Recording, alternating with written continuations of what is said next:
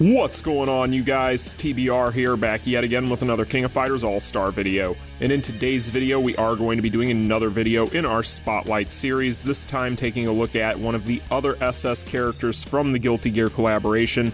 This time around, we're talking about SS Baiken. But before we get into today's video, make sure if you guys haven't already done so that you smash that like button and subscribe. And without further ado, you guys know what time it is. Cue the intro.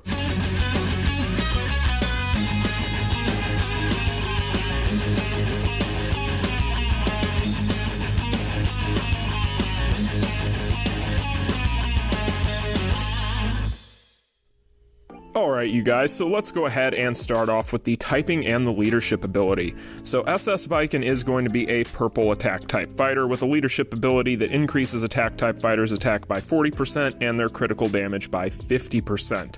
When it comes to the typing being a purple attack type, this is going to be a typing that is tailor-made for things such as Reviving Hell's Dungeon, so that is definitely going to be a typing that is going to be welcome for a lot of players out there, especially if you're still in need of purple attack types. So great stuff to start off the kit. When we talk about the leadership ability, of course, this is going to be an interesting one. So we're increasing our attack by 40%, which is kind of below the average from what we would normally come to expect with a lot of leadership abilities, especially the top tier leadership abilities.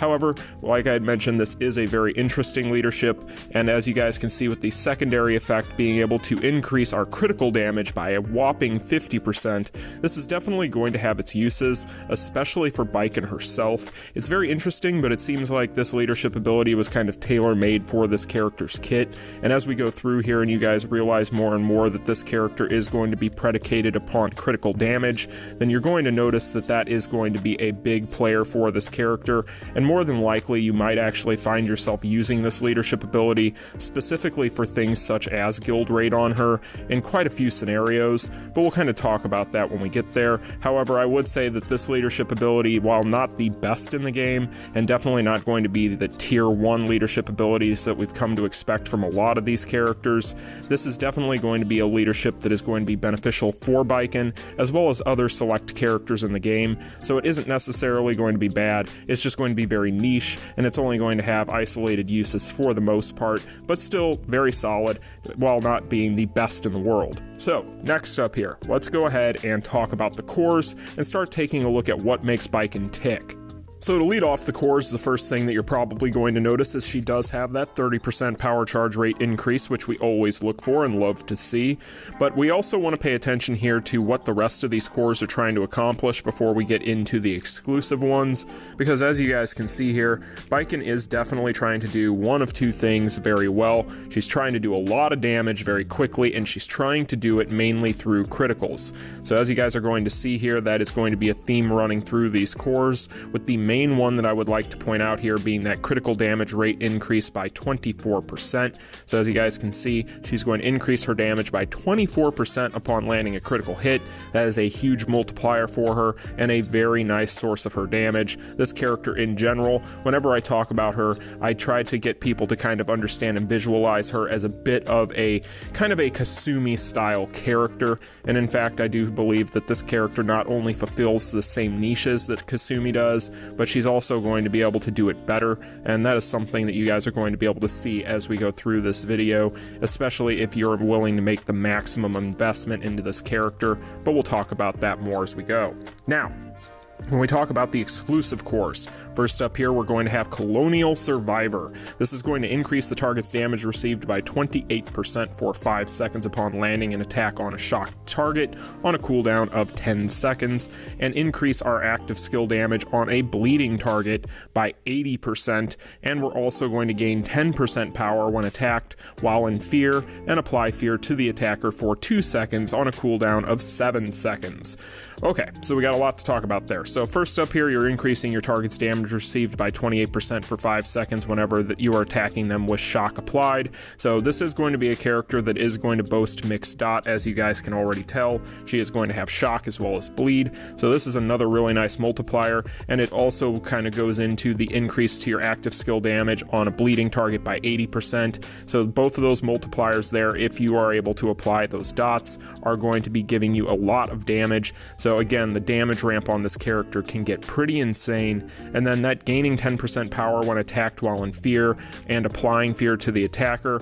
While not necessarily something that's going to come up very often in things such as PVE, which is really the focus of these videos, it is still something, while not very useful there, is going to bear itself as being something very useful in things such as PVAI, as well as Championship, and is a big reason why this character is so feared in those modes. Now, when we talk about One-Armed Revenant, a 30% chance to become immune to damage for 3 seconds when attacked on a cooldown of 12 seconds is pretty darn nice. That's just a flat damage immunity for 3 seconds on a 30% chance, so really good stuff right there. And then we do have a PvP exclusive here that casts a critical hit shield that absorbs damage for 7 seconds when attacked if her HP is 50% or lower, and removes the shield upon taking 6 critical hits on a cooldown of 15 seconds. And then we of course have the Guilty Gear exclusive core, which all of these characters share and we've talked about multiple times.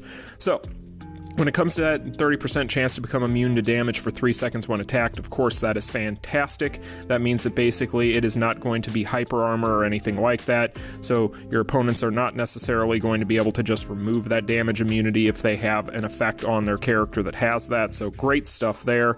And then that critical hit shield, while it's only available in Championship, is going to be something very, very useful. It's also going to be useful in PVAI, so in general, that shield tends to be a little bit more ridiculous than even the regular dome shield that we've become accustomed to. So again, really good stuff here, you guys. These cores are very good. Again, this is a very simple character. This isn't a character that is trying to do anything that is too out of the ordinary. She is a critical hit monster, and as a result, she is going to be able to also build up her CP extremely well. So again, you guys, a lot of value here when it comes to what you're seeing with these cores, but let's go ahead and see how these things work in conjunction with her skills.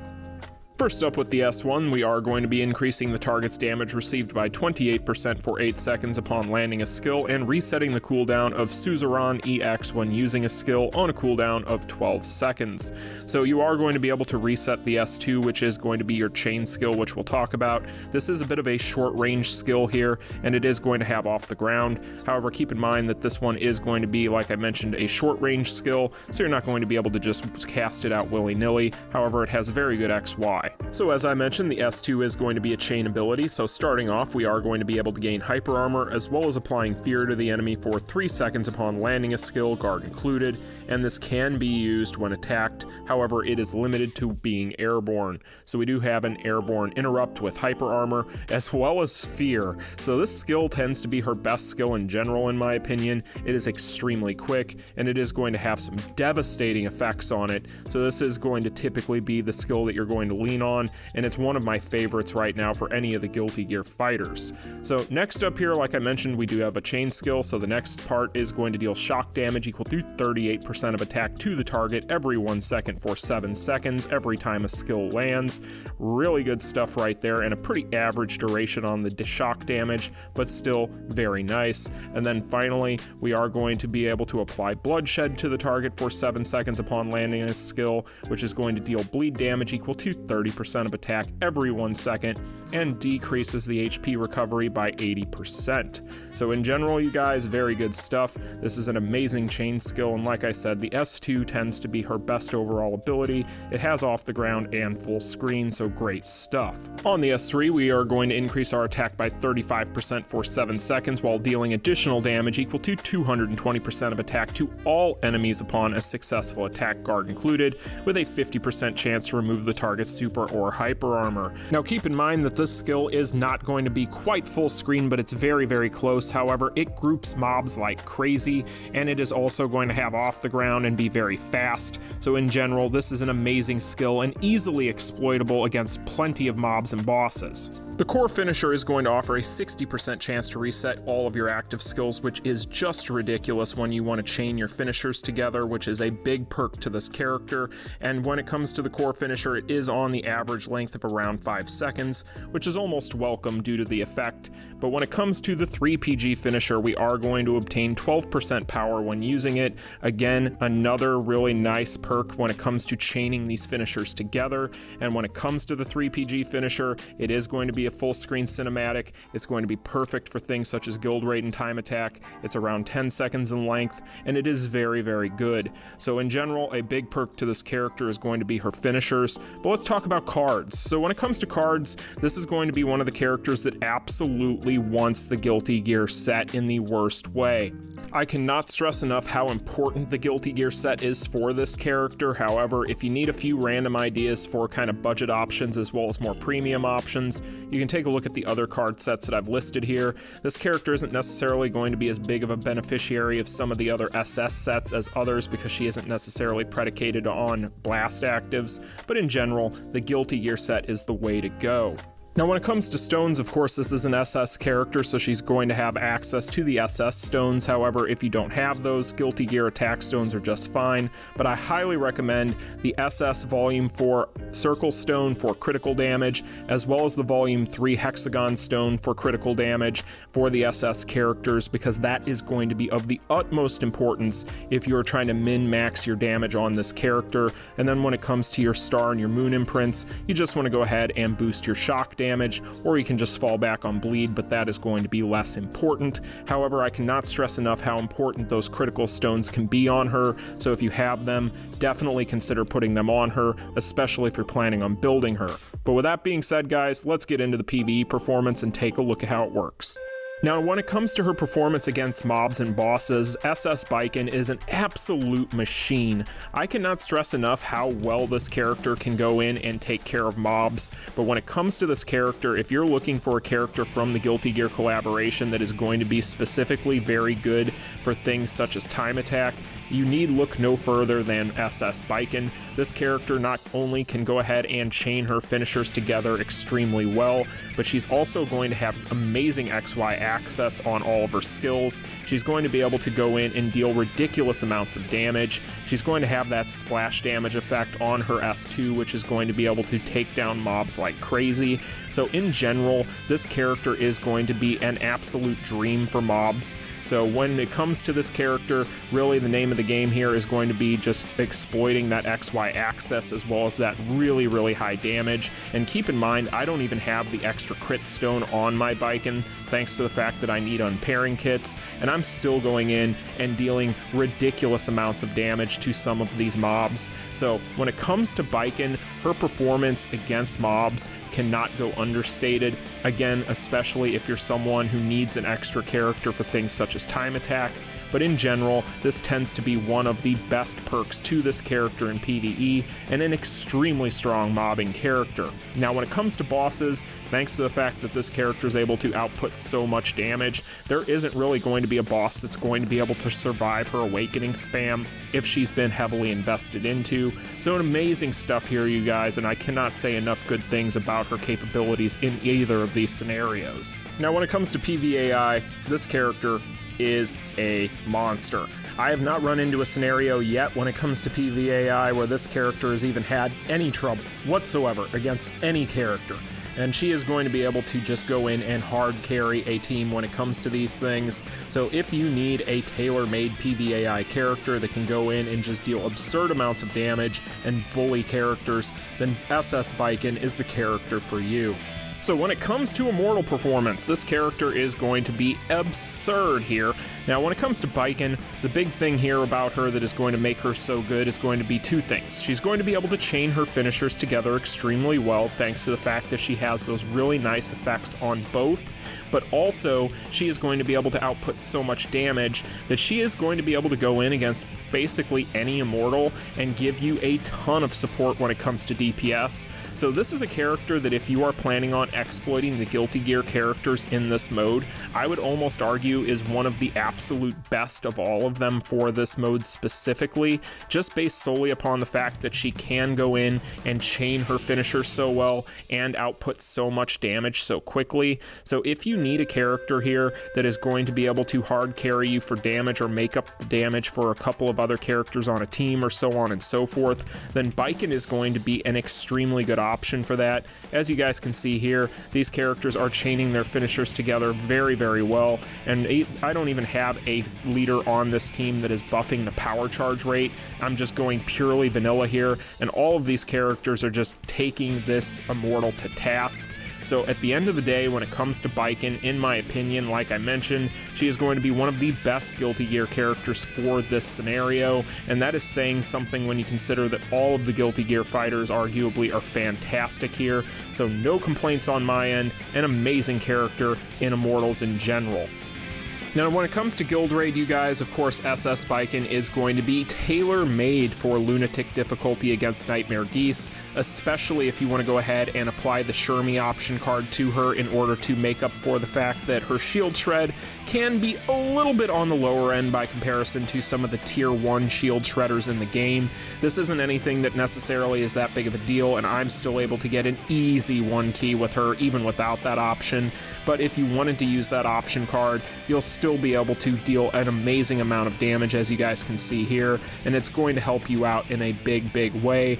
But with this character, as I've already mentioned in this video previously, she reminds me a ton of SS Kasumi. So really, when you think about SS Kasumi, one of the things that made that character so strong is she was an amazing complementary piece to a team that was tagging in and out and trying to deal as much damage and apply as many finishers as possible. And with this character, she is no different. She is going to be able to go in and chain her finishers together extremely well as being able to charge them up very quickly. So if you wanted to use her as a complementary piece in a team run as opposed to a solo artist, then this is going to be a very strong aspect to this character. And really, when it comes to any of these other Guild Raid scenarios outside of Lunatic difficulty against Nightmare Geese, of course, she isn't necessarily going to have the applicable dot that you would need for some of these other modes, so she isn't necessarily going to be a jack of all trades when it comes to Guild Raid.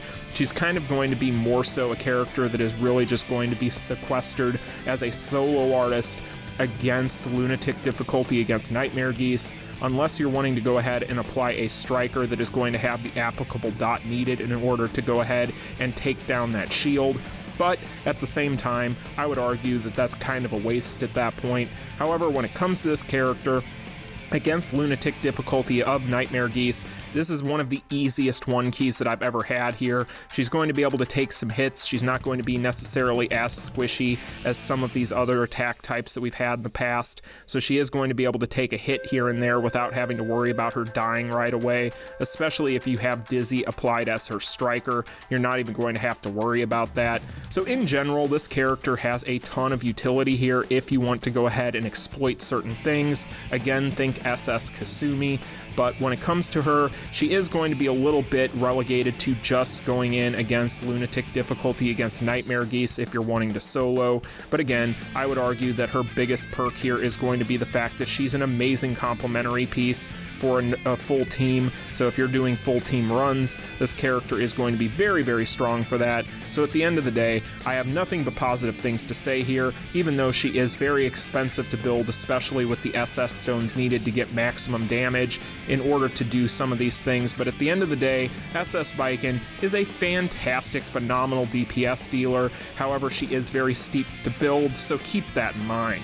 Well, there you have it, you guys, the spotlight video for SS Baiken. So as I mentioned in this video numerous times, in my opinion, if you needed a comparable for this character, she is going to be extremely close to a character such as SS Kasumi as far as what she's able to do and what she's able to accomplish. However, I would definitely say that Baiken is going to be a strict upgrade in that regard. When it comes to this character, she is going to be extremely strong across a ton of different modes. You can take this character into almost almost anything and she is going to be viable. However, there's a few things about this character that really need to be repeated here at the end in my final thoughts, so I'm going to go ahead and let you guys know that I do feel like this character is going to require a lot of investment in order to be able to make her anywhere near the worth that it would cost in order to do so. So the biggest thing here is going to be the fact that you almost require those 2 SS crit stones on this character in order to get the top tier performance that you're looking for out of her.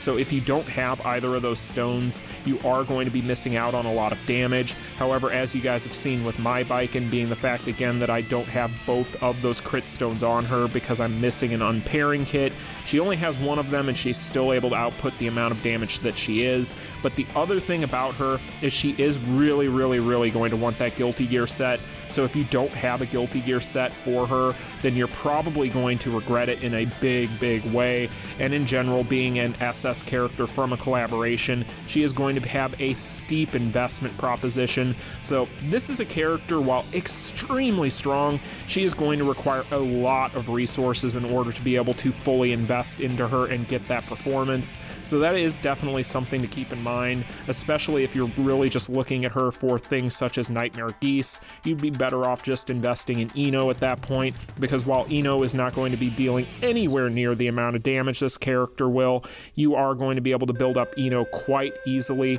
using dimensional invitations, and you're not going to need a lot of that stuff, so keep that in mind. But anyway, you guys, let me know your opinions of this character in the comments section down below.